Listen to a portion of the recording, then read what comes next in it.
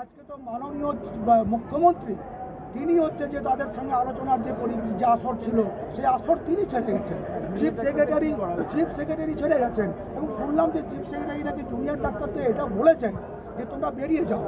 আমরা chief secretary যদি এরকম কথা বলে থাকেন, আমরা তার এই মন্তব্যটার নিন্দা করছি যে এইরকম জুনিয়র ডাক্তারদের ডেকে এনে তাদেরকে যদি তিনি বলেন যে বেরিয়ে যাও, এর চেয়ে দুঃখজনক মন্তব্য কোনো একজন সরকারের সর্বোচ্চ অফিসারের কাছ থেকে এই মন্তব্য আমরা আশা করি না। এই মন্তব্য তিনি কেন করলেন আমরা তাও জানি না। তিনি আলোচনার পরিবেশটাকে আরও এখানে নষ্ট করলেন বলে আমাদের ধারণা। এবং এই পরিস্থিতিতে আমি আমার জুনিয়র ডাক্তার বন্ধুদের কাছে বলবো, আপনাদের সিদ্ধান্ত, আপনারা কি করবেন।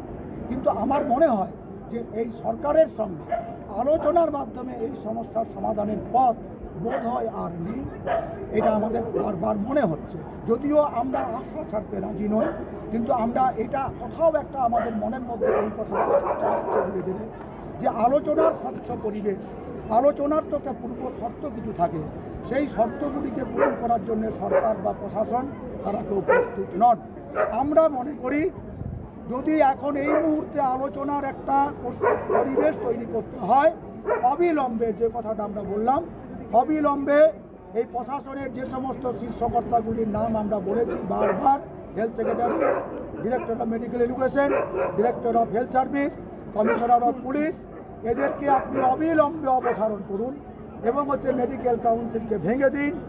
এবং যারা এখনও পর্যন্ত এমপি এমএলএরা সবাইকে একটা হুমকি দিচ্ছে, জনগণকে খেপাচ্ছে, এদের বিরুদ্ধে উপযুক্ত প্রশাসনিক ব্যবস্থা গ্রহণ করুন। এবং যে সুপ্রিম কোর্টের কাছে মিথ্যা তথ্য দিয়ে তদন্তকে বিভ্রান্ত করার চেষ্টা থেকে বিরত হন।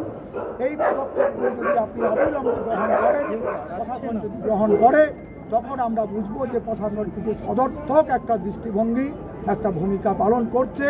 এগুলি না করলে তারা যে কোনো ভূমিকা পালন করতে উৎসাহী, এটা আমাদের আর মনে করার কোনো কারণ থাকছে না। এটা খুব দুঃখের হলেও জয়েন্ট প্ল্যাটফর্ম অফ ডক্টরস এই কথাগুলি বলতে বাধ্য। আন্দোলনের পরবর্তী ধাপ কি? আন্দোলনের পরবর্তী ধাপ একটা হচ্ছে যে জুনিয়র ডাক্তাররা নিশ্চয়ই তাদের মধ্যে আলোচনা করে ঠিক করবেন যে এরপর তারা কী করবেন, আন্দোলন কীভাবে নিয়ে যাবেন। পশ্চিমবাংলার মানুষ যারা আছেন তারা কি চাইছে তাদের কাছ থেকে, তাদের সেই দাবিটাকে তারা নিশ্চয়ই বোঝার চেষ্টা করবেন এবং এতদিন সেটা চলছে সেইভাবে তারা এগোবেন। এবং সিনিয়র ডাক্তাররা যারা আমরা আছি তাদের সঙ্গে আমরা এই আন্দোলনে থাকবো। আমরা বাড়তি আরও কিছু উদ্যোগ গ্রহণ করব, সেগুলো আমরা একটু ভেবে নিচ্ছি কী আমরা করতে পারি। তার মধ্যে দুটো তিনটে জিনিস আপনাদের এখনই বলতে পারি। একটা হচ্ছে যে যেমন ডাক্তারদের এটা আন্দোলন চলছে, সেই সঙ্গে যারা যে চিকিৎসক সমাজের এই আন্দোলনের সঙ্গে পশ্চিমবাংলার যে বৃহত্তম জনসমাজের সঙ্গে যুক্ত হয়েছে, আমরা দেখেছি তাদের মধ্যে বহু মানুষকে রাস্তায় শুধু দুটো কলম দুটো কিছু লেখার জন্য বা যে দুর্নীতির কাগজপত্রগুলো পৌঁছে দেওয়ার জন্য তাদেরকে থানায় ডেকে পাঠানো হচ্ছে। এরকম কাউকে জেলে পাঠানো, পুলিশ কাস্টডিতে রাখা হয়েছে এবং কারো বিরুদ্ধে মিথ্যা অভিযোগ এনে তাদেরকে জেল কাস্টডি হয়েছে। আমরা এই সমস্ত মানুষগুলি যারা যে এই আন্দোলনের পাশে থাকতে গিয়ে তারা যে এইভাবে হেনস্থা হচ্ছেন, পুলিশের হেনস্থার শিকার হচ্ছেন, এদের পাশেও জয়েন্ট প্ল্যাটফর্ম অফ ডক্টরস দাঁড়াবে। এবং জয়েন্ট প্ল্যাটফর্ম অফ ডক্টরসের কাছে আরেকটা তথ্যও আছে যে পশ্চিমবাংলার যে সমস্ত যেগুলো বিশেষজ্ঞ চিকিৎসকদের যে সমস্ত সমিতিগুলি আছে, অ্যাসোসিয়েশনগুলি আছে, সেই অ্যাসোসিয়েশনগুলি আগামীকাল সন্ধ্যে 6টায় তারা যেটা আপনাদের যে প্রেস ক্লাব, সেখানে যে যতগুলি পশ্চিমবঙ্গের স্পেশালিস্ট যে অ্যাসোসিয়েশনগুলি আছে তারা যে সেখানে প্রেস মিট করে তাদের মতো করে তাদের যে বক্তব্যগুলি আছে সেটা তারা জানাবেন। এটা জয়েন্ট প্ল্যাটফর্মের প্রোগ্রাম নয়, কিন্তু তাদের এই প্রোগ্রামটা আছে, এটা আপনাদের আমি জানিয়ে